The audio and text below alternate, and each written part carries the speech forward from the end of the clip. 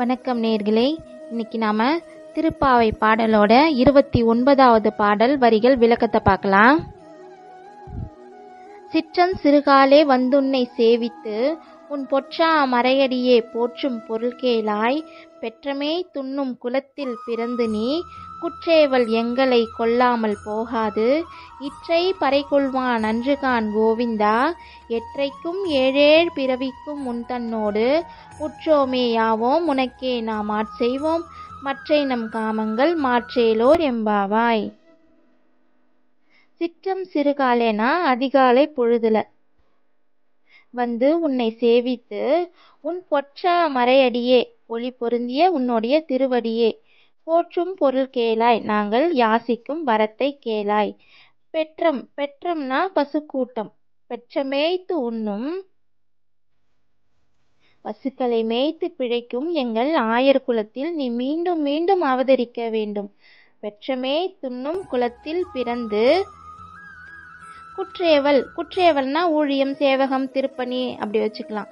கொல்லாமல் போகாது, தவிர்க்காமல் ஏற்றுக்கொள்ள வேண்டும். எங்களை எப்போதும் ஆட்கொள்ள வேண்டும், எங்களது பணிவிடைகளை ஏற்றுக்கொள்ள வேண்டும் அப்படின்னு பாடுறாங்க. இற்றை பறைகொள்வான் அன்றுகான் கோவிந்தா. இற்றை பறைனா தற்காலிகமான விஷயங்களை யாசிக்கிறது. இற்றை பறைகொள்வான் அன்று உலகாயாத இச்சைகளை வேண்டி உன்னிடம் நாங்கள் வரவில்லை. எற்றைக்கும் ஏழேழ் பிறவிக்கும் உன் தன்னோடு. எற்றைக்கும்னா எல்லா காலத்திலும் உன் தன்னோடு உற்றோமே யாவோம் உனக்கு அடியார்களாகவே திகழ வேண்டும் அப்படின்னு பாடுறாங்க. ஆட்செய்வோம் அடிமைகளாகவே இருப்போம். மற்றைனா இதர. மற்றை நம் காமங்கள் மாற்றேலோர் எம்பாவாய். மற்றை நம் காமங்கள்னா இதர ஆசைகளை நீக்கிவிடு அப்படின்னு சொல்றாங்க. எங்கள் கண்ணா, அதிகாலையில் உன் தங்கத்தாமரை பாதங்களை வணங்கி வரம் வேண்டி நிற்கிறோம். நாங்கள் கேட்கும் வரம் இதுதான். பசுக்களை மேய்த்து பிழைக்கும் எங்கள் ஆயர் குலத்தில் நீ மீண்டும் மீண்டும் அவதரிக்க வேண்டும். எங்களை எப்போதும் ஆட்கொள்ள வேண்டும். எங்களது பணிவிடைகளை ஏற்றுக்கொள்ள வேண்டும். முழுமுதற் பரம்பொருளே, அழியப்போகும் உலகாயாத விஷயங்களை உன்னிடம் நாங்கள் யாசிக்கவில்லை.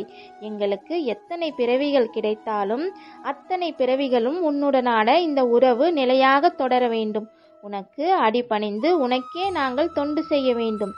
எங்கள் மனதில் வேறு எந்த ஆசைகளோ உன்னை தவிர்த்த வேறு எந்த எண்ணங்களோ ஏற்படவே கூடாது. இது ஒன்றுதான் நாங்கள் உன்னிடம் கேட்கும் வரம் அப்படின்னு இந்த பாட்டில் பாடியிருக்காங்க. மனித வாழ்வின் இறுதி குறிக்கோள் மோட்சம், அதாவது வீடு பேறு. அனைத்து பற்றுகளையும் விடுவதே மோட்சம். மோட்சம் என்றாலே விடுபட்ட நிலை என்பதுதான் பொருள். தமிழில் வீடு பேறு என்பதும் விடு என்பதும் நீட்சியான வீடு என்ற சொல்லால் குறிக்கப்படுவதே. இது உலக விஷயங்களிலிருந்து விடுபட்ட நிலையை குறிக்கும்.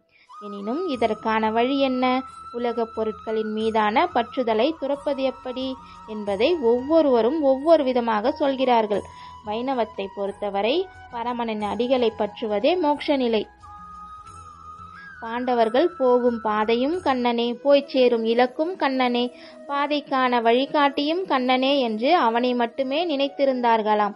உன் பாதங்களில் நிரந்தர வாசத்தை கொடு, உலகப் பற்றுகளில் உள்ள ஆசைகளை நீக்கு என்று இதையே தான் ஆண்டாளும் யாசிக்கிறாள்.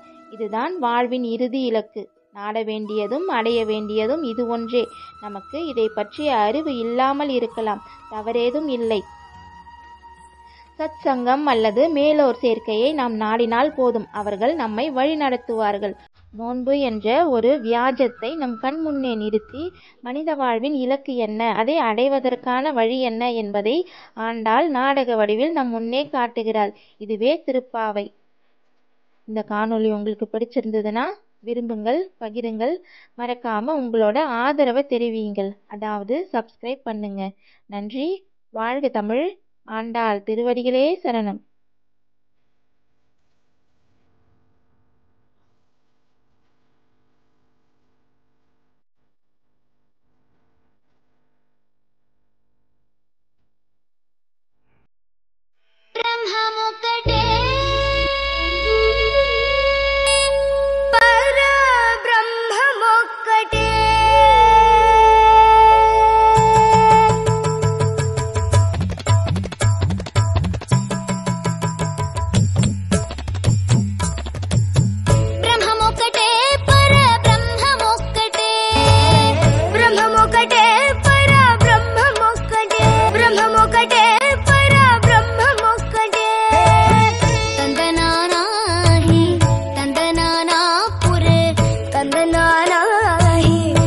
நானா